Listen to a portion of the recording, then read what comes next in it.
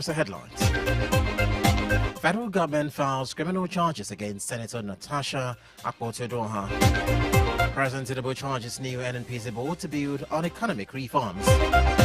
From the African scene, ex-DR Congo President Kabila to face treason charges as DR Congo Senate lifts immunity. On the foreign scene, multiple deaths reported as plane crashes into California neighborhood. Still on the foreign scene, suspects charged with murder of 2 Israeli embassy workers in Washington, D.C. In a business, federal government inaugurates new AMCON board, orders asset recovery for country economic growth. In entertainment, Billboard names Olamide among 2025 global power players. And in sports, Nigeria's Aruna exits International Table Tennis Federation World Championship.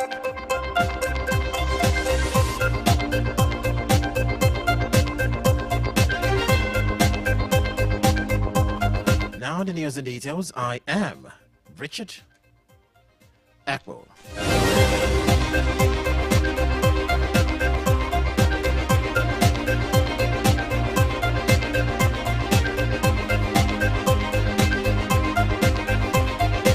Let's begin with reports that the federal government has filed a 3-count criminal charge against suspended Senator Natasha Akpo-Addo. The charge filed at the High Court of the Federal Capital Territory accuses Akpo-Addo of defaming Senate President Godswill Akpabio and former Kogi State Governor Yahaya Bello.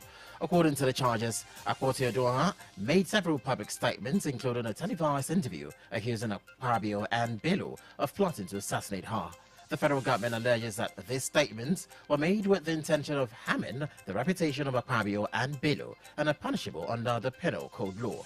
The case is pending before Justice C.N. Oji, who has ordered that Akpo-Addo be served with the necessary court papers. If convicted, Akpo-Addo could face up to 2 years in prison, a fine, or both.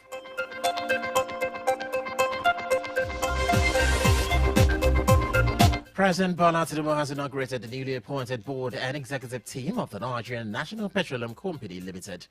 At the inauguration ceremony held at the State House in Abuja yesterday, the president urged the board members to build on the momentum of his administration's economic reforms.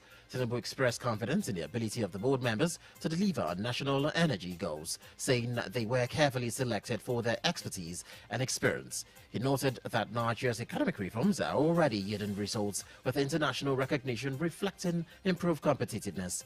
The Minister of State for Petroleum, Henneken Lokwabiri, thanked the president for assembling what he described as the best team in Africa. The president charged the board to explore all options for a win-win situation for Nigeria, expressing pride and confidence in their ability to succeed.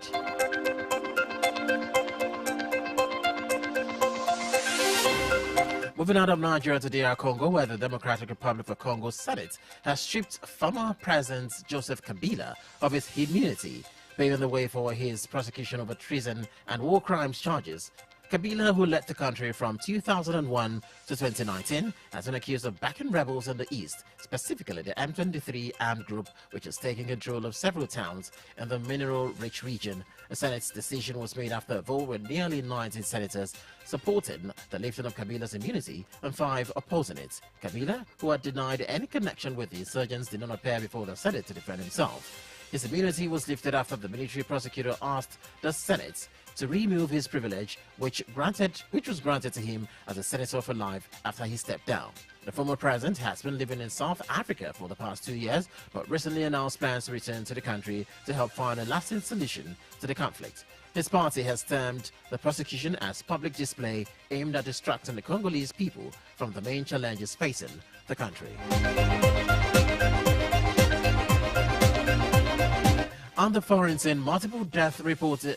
A small plane has crashed into a residential neighborhood in San Diego, California, killing multiple people. The Cessna 550 plane went down in a Murphy Island neighborhood, destroying homes and setting cars on fire. At least 10 houses were damaged or destroyed and several cars were burned. The plane, which has come from Kansas, was nearing the Montgomery Gibb Executive Airport when it crashed on thick cloud cover. The cause of the crash is not yet known, and authorities are investigating. Assistant Fire Department Chief Dan Eddy said there are multiple fatalities, but the exact number has not been confirmed. Miraculously, no one on ground was killed or seriously hurt.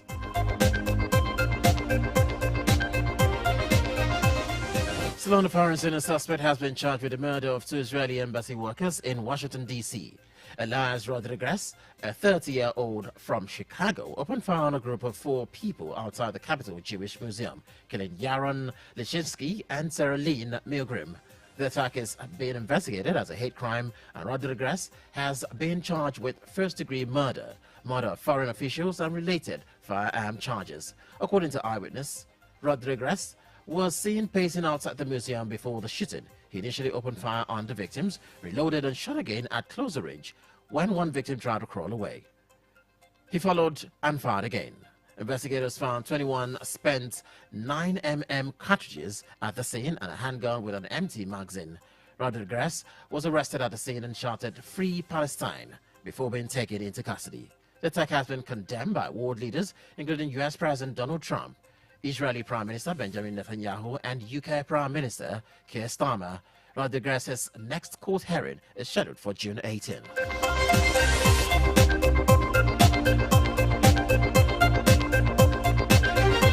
If you're just joining us to listen to the World News on Honor 103.5 FM, we'll be back after this break for foreign news, entertainment, business, and sports.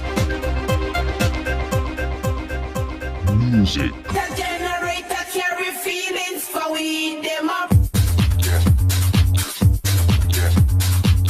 Sport. Education, culture, impacts, information, varieties, business, entertainment. We have you covered on 103.5 FM.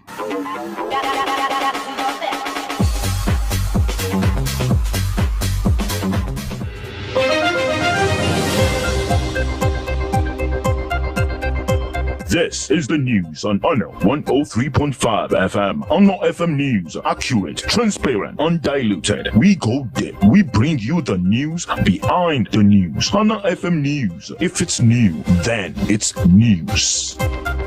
You're welcome back. If you're just joining us, you're listening to the World News on Honor 103.5 FM. Don't forget to follow us on all our social media handles at honorfm1035.net.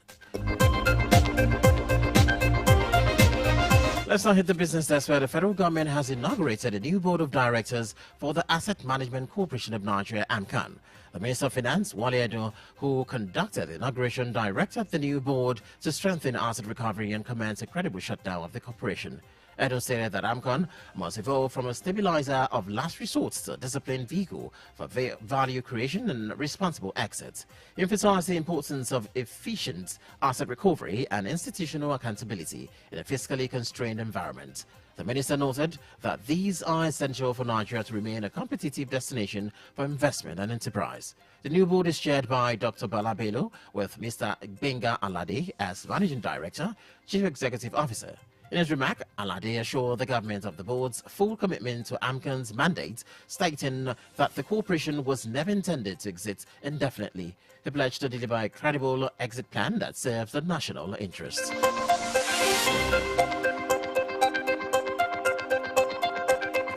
In entertainment, Billboard has named Nigerian rap icon Olamide as one of the global power players for 2025. This prestigious recognition is in honor of his leadership at YBNL Nation, the powerhouse label behind Nigerian superstar Fireboy DML and Ashake. Ashake left YBNL at the end of his contract in 2024. Ashake's third studio album, Lungu Boy, has been certified as Nigeria's biggest album of 2024, while Fireboy's fourth album, Adidamola, has received critical acclaim. The label achieved several milestones in 2024, including Ashake's sold-out concert at London's O2 Arena, making him the third Nigerian artist to sell out the venue multiple times. Olamide's recognition by Billboard is a testament to his influence and leadership in the music industry. This achievement further solidifies Olamide's position as a key player in the global music scene. In the exciting world of sports, Nigeria's Quadri Aruna has crashed out of the 2025 ITTF World Championship in Doha, Qatar.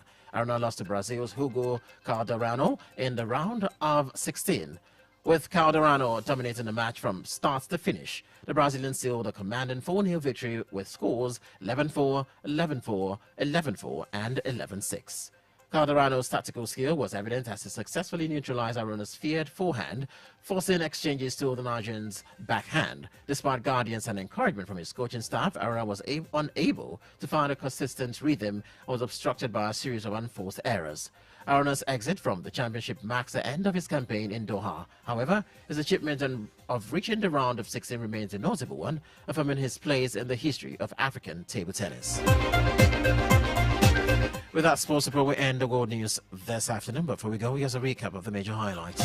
We got to report that the federal government has filed criminal charges against Senator Natasha Akpoti-Doha. We also told you that President Tinubu has charged new NNPC board to build on economic reforms. Out of Africa, we told you that ex-DR Congo President Kabila is to face treason charges as DR Congo Senate has lifted his immunity. On the foreign scene, multiple people have been found reported dead as a plane crashed into a California neighborhood. And the suspect has been charged with murder of 2 Israeli embassy workers in Washington, D.C. In business, federal government has inaugurated new AMCON board and others arrest recovery for country's economic growth. In entertainment, Billboard has named Olamide among the 2025 Global Power Players. And in sports, Nigeria's Aruna has exited International Table Tennis Federation World Championship. That's the world news. As compiled and edited by Adidamona Saka. Don't forget to follow us on all our social media handles at Honor FM 103.5. You can also listen to us live on Radio Garden at Honor FM Ibadan. You can watch us live on our website at www.honorfm1035.net. My name is Richard Ekpo. Do have yourself a wonderful afternoon.